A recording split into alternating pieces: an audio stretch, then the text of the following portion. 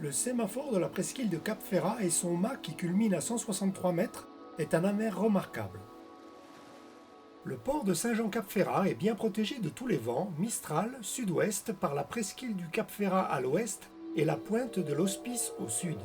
Par fort vent d'est, un ressac se crée qui rend l'entrée du port délicate. Le port de Plaisance est constitué du port privé le plus récent et du port public sur l'emprise du vieux port en partie sud. Il dispose de 562 postes, 335 postes amodiers et 160 visiteurs selon disponibilité pour des unités de 8 à 50 mètres avec un tirant d'eau variant de 2,5 mètres à 1,5 mètres.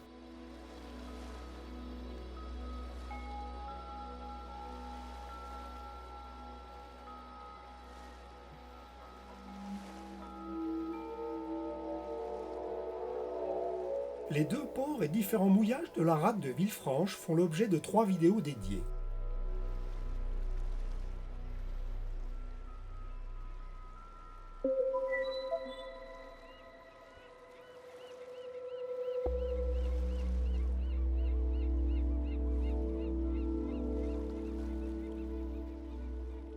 Les ports de Pierrefourmy et de Beaulieu font l'objet chacun d'une vidéo dédiée.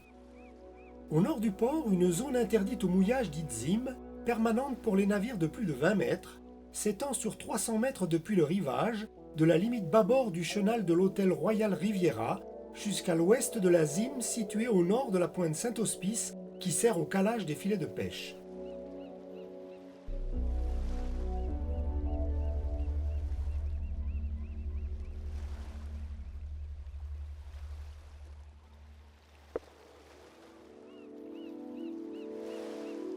Une zone interdite aux embarcations motorisées ou à moteur, dite ZIEM, protège la plage du Cros d'Eipin et s'étend depuis le rivage de l'alignement de la pointe Rond-Patalon et du feu bâbord du port pour rejoindre la ligne de bouée tribord du chenal tribord réservée aux dériveurs à l'entrée du port.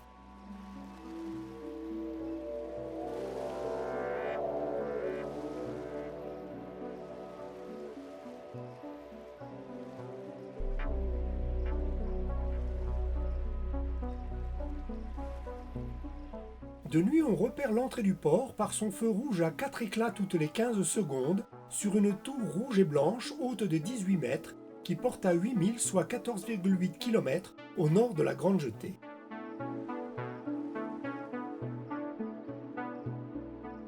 Le poste le long du musoir accueille les navires de 50 mètres. Le port privé a été construit au début des années 1970. Il a fait l'objet d'une importante rénovation de 2016 à 2019.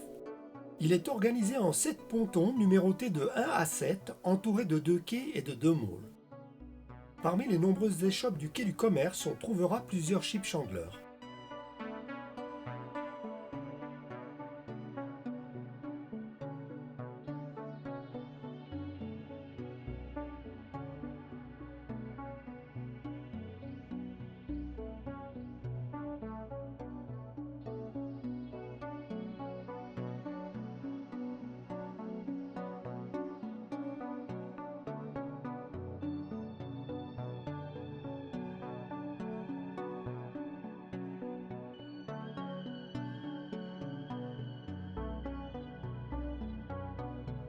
Les anses de Lilon et Faucette font l'objet d'une vidéo dédiée.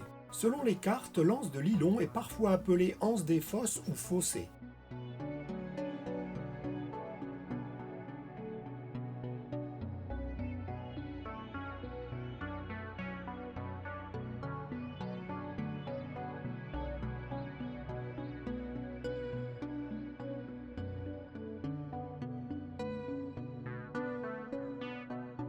Ce sont les forçats de Villefranche qui construisirent fin du XIXe siècle le vieux port. Il est organisé en 5 pontons et sous-pontons, entouré du quai Charles Lindbergh et fermé par les petits et grands môles. Le tirant d'eau est réduit à 1,5 m, le port public accueillant plutôt les petites unités. On y trouve une rampe de mise à l'eau, une aire de carénage public et une grue fixe.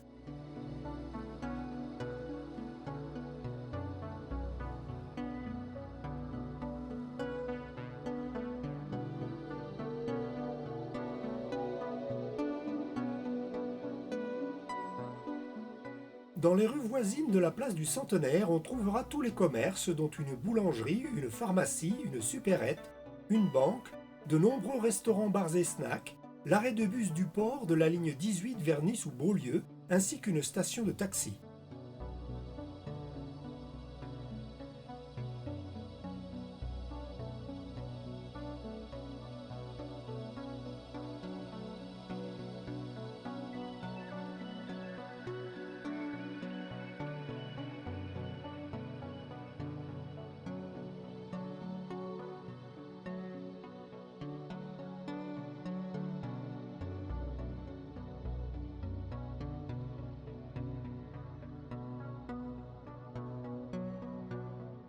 De nuit, les deux épis de l'entrée du port sont repérés à l'est et l'ouest respectivement par un feu sectoriel rouge ou vert, à un éclat toutes les 4 secondes, situé à chaque extrémité de l'épi sur un fanal rouge ou vert de 1 mètre portant à 2000 soit 3,7 km. Les dangers de l'épi ouest sont signalés par le secteur du feu vert, visible sur 303 degrés, de 280 degrés à 223 degrés. Les dangers de l'épi est, mais également des pointes de rond-patalon et de fond-tête, sont signalés par le secteur du feu rouge visible sur 190 degrés, de 347 degrés à 177 degrés.